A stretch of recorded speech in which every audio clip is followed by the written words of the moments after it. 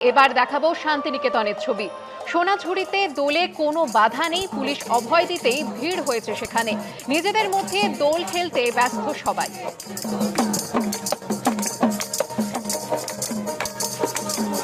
এই মুহূর্তে টেলিফোন লাইনে রয়েছেন আমাদের প্রতিনিধি ভাস্কর মুখোপাধ্যায়। ভাস্কর, পুলিশের তরফ থেকে জানানো হয়েছে যে সোনাঝুরিতে দোলে কোনো বাধা নেই এবং তারপরেই আমরা দেখতে পাচ্ছি মানুষের ভিড়। একদমই, দেখো গতকাল সকাল পর্যন্ত যে বিতর্ক ছিল সেই বিতর্কের অবসান হয় বিকালে এবং জেলা পুলিশের তরফ থেকে পরিষ্কার জানিয়ে দেওয়া হয় যে এখানে সোনাঝুরিতে বসন্ত উৎসব খেলতে কোনো বাধা নাই, কোনো নির্দিষ্ট সময় বেঁধে দেওয়া হয়নি। সারাদিন এখানে বসন্ত উৎসব খেলতে পারে এখানে যারা আসবেন, কিন্তু তাদেরকে যে শান্তিনিকেতনের ঐতিহ্য এবং যে বনের পরিবেশ সেই পরিবেশটা রক্ষা করার তারা অনুরোধ করেছেন। এবং তারপরে আজ সকাল থেকে আমরা দেখতে পাচ্ছি হাজার হাজার মানুষের ভিড় এবং রাজ্যের বিভিন্ন প্রান্ত থেকে যারা এসেছেন তারা এই সোনাঝুরিতে এসে ভিড় জমিয়েছেন এবং তার এখন এই মুহূর্তে দোল খেলা চলছে, রং খেলা চলছে এবং সাধারণ মানুষ জানিয়েছেন যে বিশ্বব্যাপী যেহেতু দোলের দিন বসন্ত উৎসব করে না, তাই তাদের কাছে বিকল্প বলতে কিন্তু এই সোনাঝুরি যদি বন্ধ করে দেয় রাজ্য সরকার, তাহলে তারা যাবেন কোথায়? তাই তারা একটা কথা বলেছেন যে পুলিশ যেভাবে এই পুরো বিষয়টিকে নিয়েছে এবং সাধারণ মানুষের নিরাপত্তার কথা বলেছে, অন্যদিকে বনমন্ত্রী বলেছেন যে কোনো নিষেধাজ্ঞা নেই এখানে বসন্ত উৎসব খেলাতে। সারা গায়ে তারা আনন্দিত এবং তারা জানাচ্ছেন যে প্রতি বছর যেন এই সোনাঝুরিটাকেই রাজ্য সরকার বসন্ত উৎসবের জন্য আয়োজন করে এবং সাধারণ মানুষ এসে তারা তাদের নিজেদের মতো এখানে আনন্দ করতে পারে। ধন্যবাদ ভাস্কর।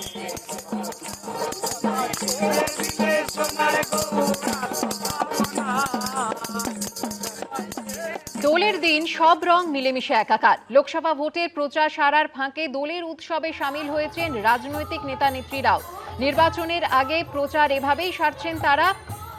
আপনারা জানেন বছর ঘুরলেই বিধানসভা নির্বাচন রয়েছে, তার আগে দোলের উৎসবে সামিল হয়েছেন রাজনৈতিক নেতা নেত্রীরা। যে ছবি দেখছেন নৈহাটিতে একদিকে যেমন রঙের উৎসবে মাতলেন পার্থ ভৌমিক, দোলের দিন সকালে স্থানীয় স্বপ্নবিথি পার্কের সামনে থেকে নৈহাটি পুরসভা পর্যন্ত আয়োজন করা হয় বর্ণাঢ্য প্রভাত ফেরি।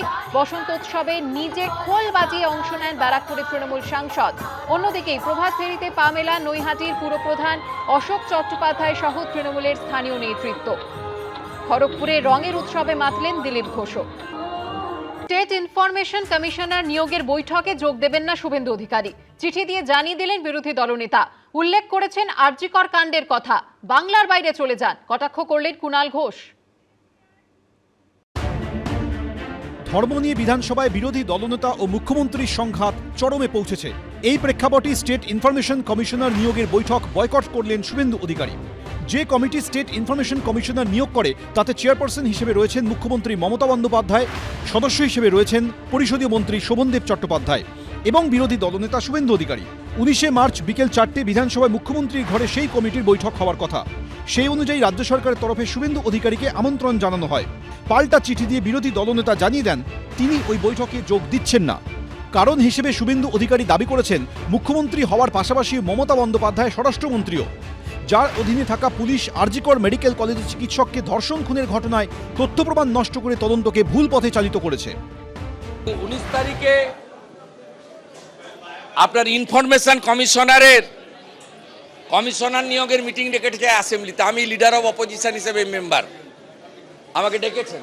কিন্তু আমি ঠিক করেছি অভয়ার ধর্ষণ খুনের জন্য যিনি দায়ী, ডাক্তার বোনের যিনি ঘটনার তথ্য প্রমাণ লোপাট করেছেন, সেই মমতা ব্যানার্জির সঙ্গে কখনোই কোনো মিটিংয়ে পার্টিসিপেট করব না, যিনি মুখ্যমন্ত্রী হন আর হরিদাস পাল যাই হোক। বিরোধী দলনেতার এই সিদ্ধান্তকে কটাক্ষ করেছে তৃণমূল। তো ভালো, তো ওনার ব্যাপার, উনি কোথায় যাবেন উনি কোথায় যাবেন না ওনার ব্যাপার। উনি বিধানসভাটাও প্রত্যাখ্যান করে দিন। যে মুখ্যমন্ত্রী তো এখন বিধানসভার নেত্রী, বিধানসভার মুখ, বাংলার বিধানসভার মুখ্যমন্ত্রী হচ্ছেন মমতা বন্দ্যোপাধ্যায়। তো একটা কমিটির মিটিংয়ে না গিয়ে রাগ দেখাবেন কেন?